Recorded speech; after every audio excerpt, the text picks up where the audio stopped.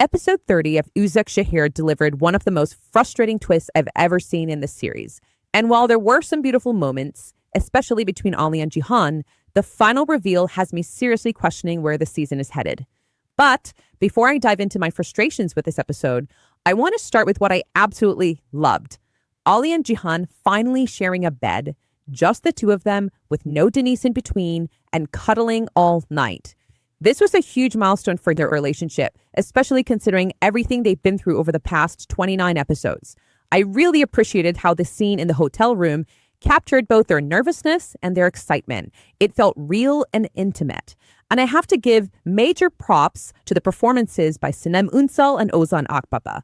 They play so well off each other. Their chemistry in this moment was just perfect for a couple who are in love but haven't yet been physically intimate. You could feel how much these characters care for each other while still navigating the awkwardness of their first night alone together.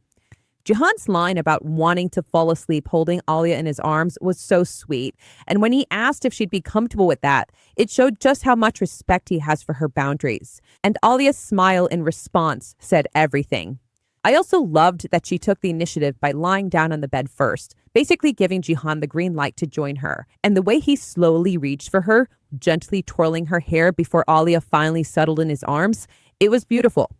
Now, my only complaint is that we didn't get a morning after scene. I was so ready to see Alya waking up in Cihan's arms, but I guess the show is saving that for later. Okay, now switching gears to Nare and Sahin. Honestly, I was pretty frustrated watching how Ecmel, Fidan, and Demir were all ganging up on Nare and demanding answers about Minay, while Sahin just stood there in silence. I was practically yelling at the screen for him to stand up for his wife. That's why I really appreciated the moment when Nare called him out. She reminded him that she defied her own family and risked everything to be with him, so the least he could do is protect her from his own. And she's absolutely right. Obviously, Sahin suspects that Nare is hiding something from him, but that doesn't mean he should just let his family tear her apart. And then later in the episode, I was also conflicted about how Sahin basically tested Nare by mentioning Ecmel's meeting with Minay.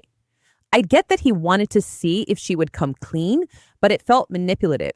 What bothered me more is that Sahin keeps pressuring Nare to side with Ecmel over Cihan, and I was genuinely concerned that she might cave and reveal that Ecmel is Baran's father. I just don't believe that Sahin, if he knew, would keep that a secret from his family. So I'm relieved that Nare held firm, at least for now.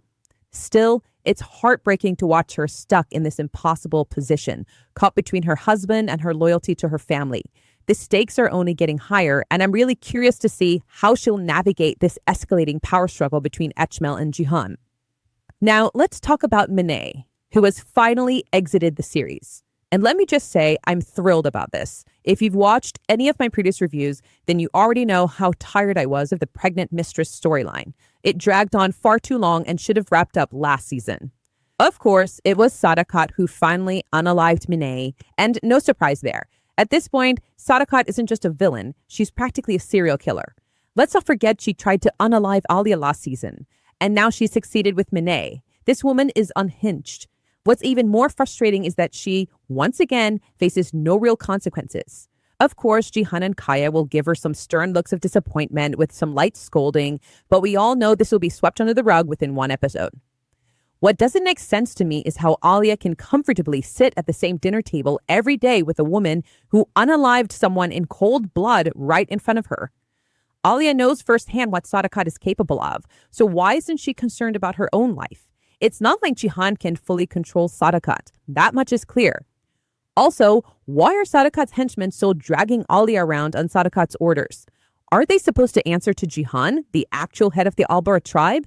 Are they just more afraid of Sadakat than their own leader? Anyway, I digress. Though I'm sure this won't be the last atrocity Sadakat gets away with. Now, I do want to point out one moment that really stuck with me. When Minay's body was being transported at the airport, her daughter locked eyes with Cihan, and that look was chilling. It was like she knew he had something to do with her mother's death.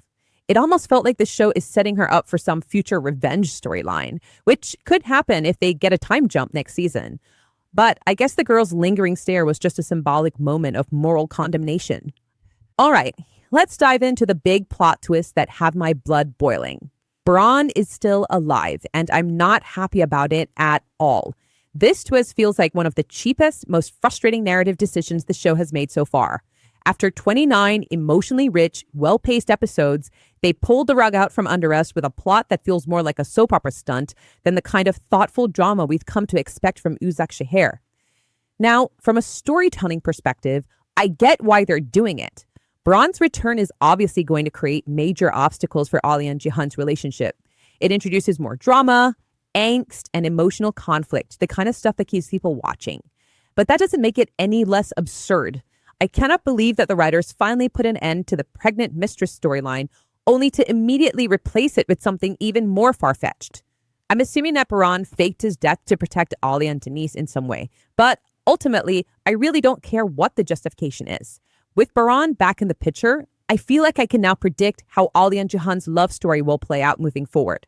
Cihan will probably step aside for Alya and Burak's sake, and Alya will be emotionally torn between two brothers who are both her husbands.